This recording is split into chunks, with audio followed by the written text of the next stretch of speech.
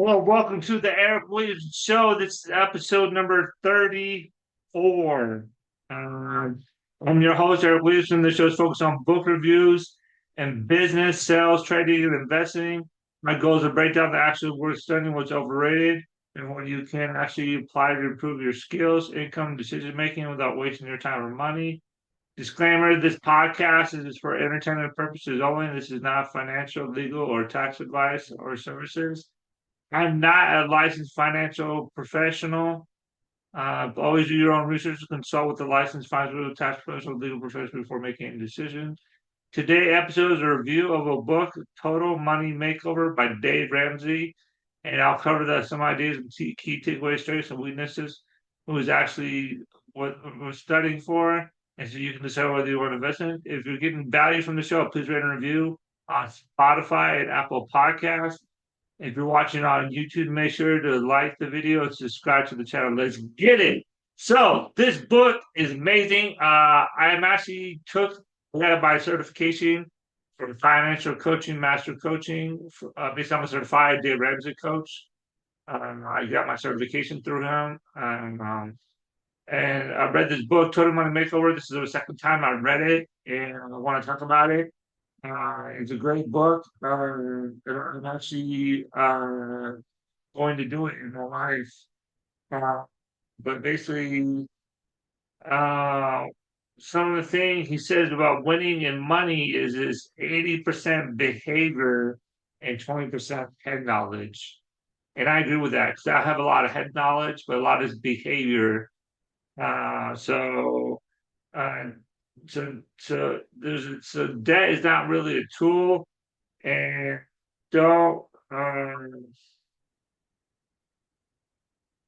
don't basically don't use it as a tool. Is It can be used for real estate investments. It can be used for business, but for personal, uh, debt is not really like a good idea.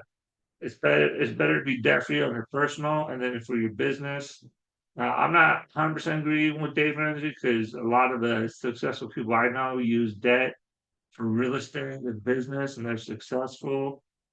And so I think personal debt, like credit cards, personal loans, things like that, staying away from and having cash is a way to go.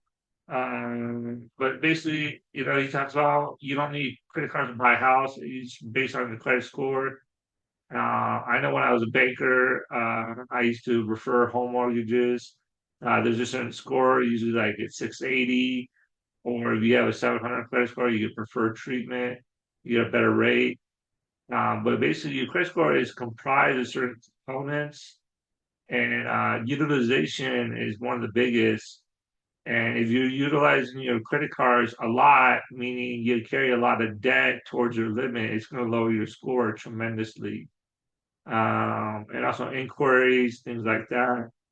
Um, and then, credit repair companies. Uh, I never used one, and I would fix my own credit.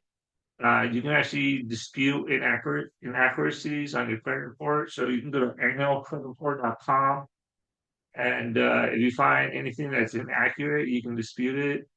But your credit doesn't magically get fixed by credit repair companies because if it's a legitimate debt, even if you dispute it, the company has, I think, like 30 days, something like that, to respond. If they don't respond, it falls off your record.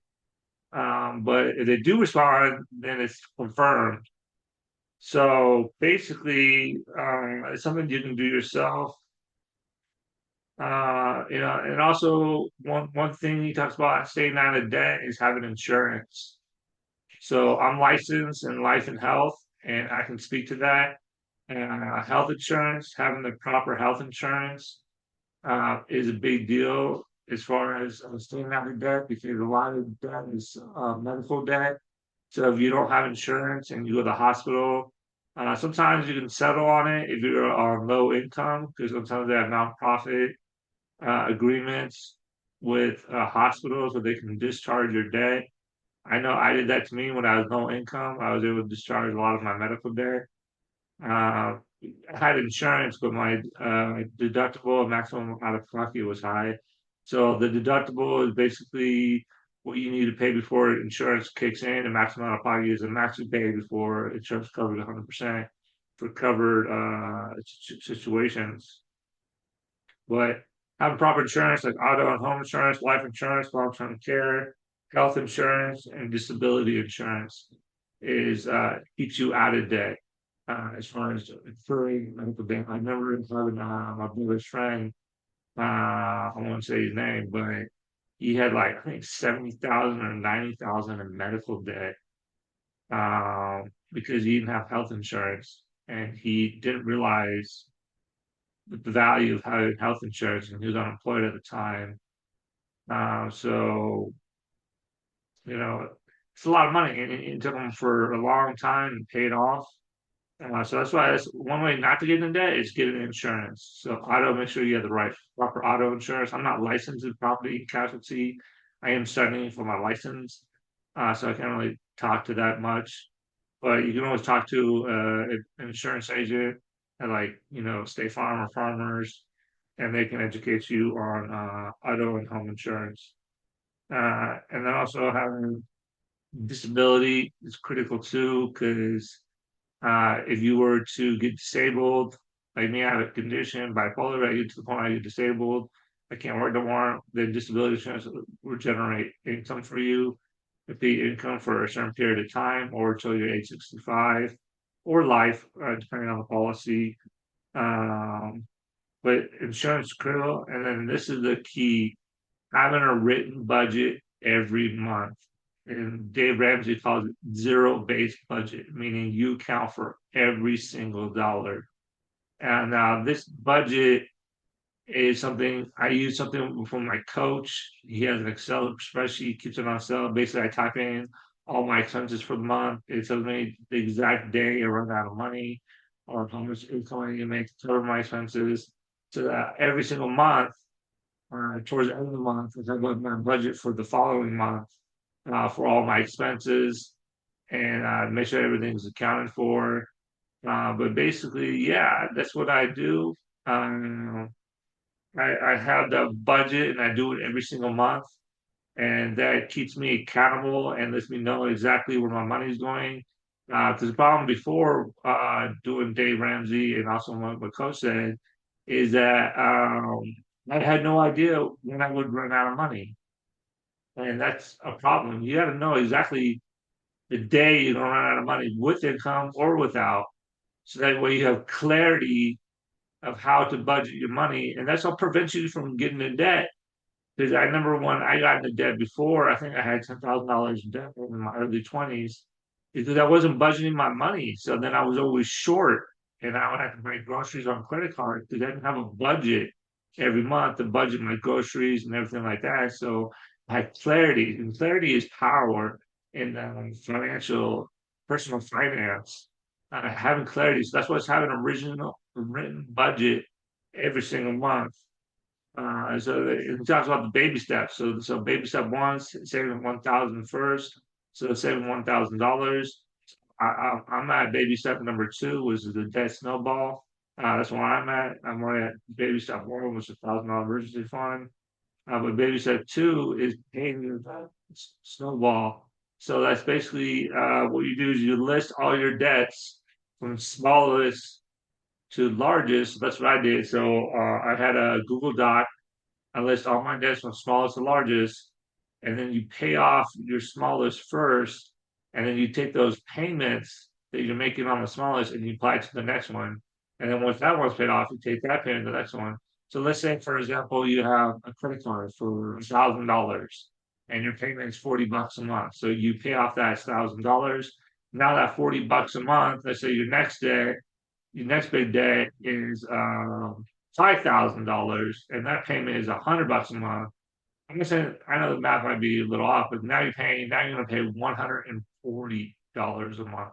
So that $40 a month that you got from that previous debt that you saved up, now you apply that towards the next debt, and then 141 that debt is paid off. And it talks about gazelle focus. You want me to be gazelle focus. So basically you want to pay off your debt, uh, like just like focus. So every extra dollar, work extra hours. Talks about people in the book working a second job, doing things like that.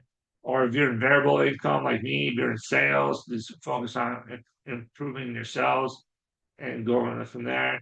But basically, that allows you to move forward with focus and clarity and getting focused on getting out of debt. And in the book, he talks about um, don't contribute here and there. And there's also the richest man in Bible philosophy where you save 10% and then also do your debt, which I think I'm going to do because I'm a trader. I trade, the stock market, things like that. So